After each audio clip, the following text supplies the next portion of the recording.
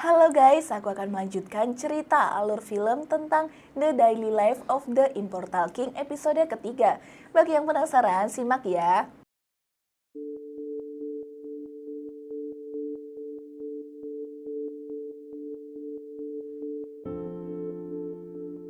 Episode 3 dibuka dengan berlatar belakang di sekolah yang akan diadakan kelas alkimia.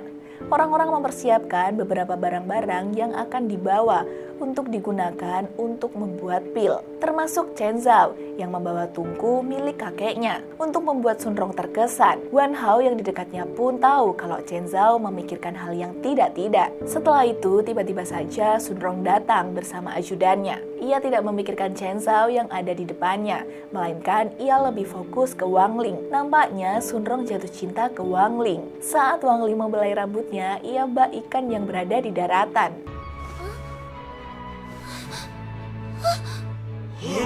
Melihat hal itu, Chen Zhao pun hanya bisa mengsedih, sedangkan Guang Hao hanya bengong dengan kekurangan yang dimiliki oleh Wang Ling. Kelas alkimia pun dimulai. Pan Cheng Chong yang bertugas sebagai guru menjelaskan prosedur untuk membuat pil Yuandan.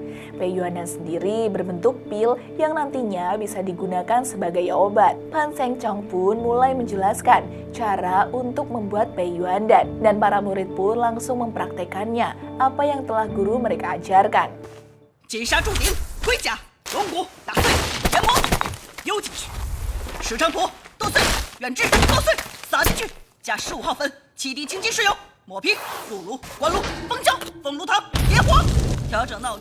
Mulai dari Chen Zhao yang menggunakan tungku kakeknya, Sun Rong yang membawa alat dari rumahnya, hingga Guang Hao yang membawa barang antik milik keluarganya.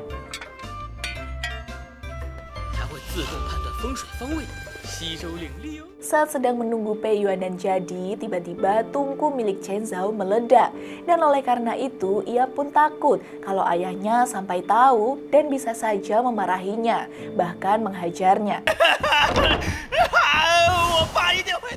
Semua orang keluar dan istirahat untuk menunggu Pei Yuandan jadi. Tiba-tiba saja sang monster katak datang untuk memakan barang antik milik Guang Hao beserta Pei Yuandannya yang ada di dalamnya. Sang monster pun mempunyai tujuan.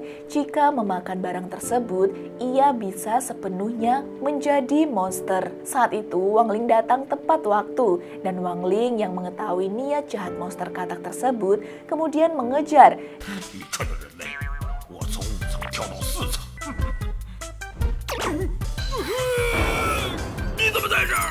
Saat itu terlihat Chen Zhao yang sedang berlari mengelilingi lapangan.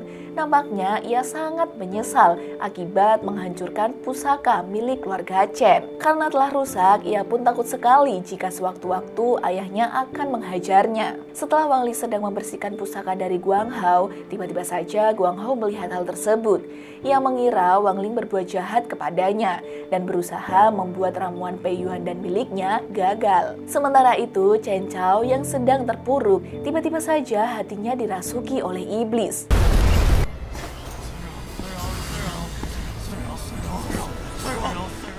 Dan secara tidak sengaja terkena racun yang sebat.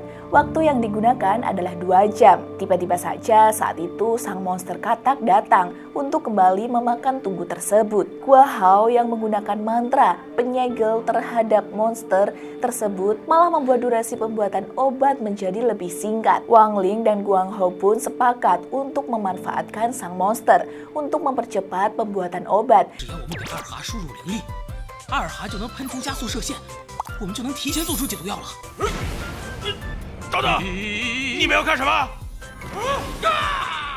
Dan langsung diberikan kepada Chen Zhao. Tapi karena durasi obat yang bereaksi terlalu lambat, Wang Ling pun bertugas untuk menyembunyikan Chen Zhao. Ternyata saat para guru dan murid kembali ke kelas, mereka tidak menyadari kehadiran Chen Zhao. Dan sang guru pun menuju dengan keberhasilan dengan Pei Yuandan milik Guan Hao. Guan Hao mengira perbuatan itu karena kebaikan Wang Ling. Karena terlihat Pei Yuandannya gagal, padahal semua itu bukan merupakan perbuatan Wang Ling. Tapi semua itu hanya kebetulan saja. saja. Dan Pai Yuan dan milik Wang Ling memang gagal sepenuhnya. Saat itu Chen Zhao terlihat disembunyikan di benda pusaka milik ayahnya yang rusak. Chen Zhao kaget karena saat terbangun Wang Ling dan Guang Hao membetulkan benda pusaka miliknya. Ia pun dengan menangis meminta maaf kepada Wang Ling karena kesalahpahamannya. 对啊，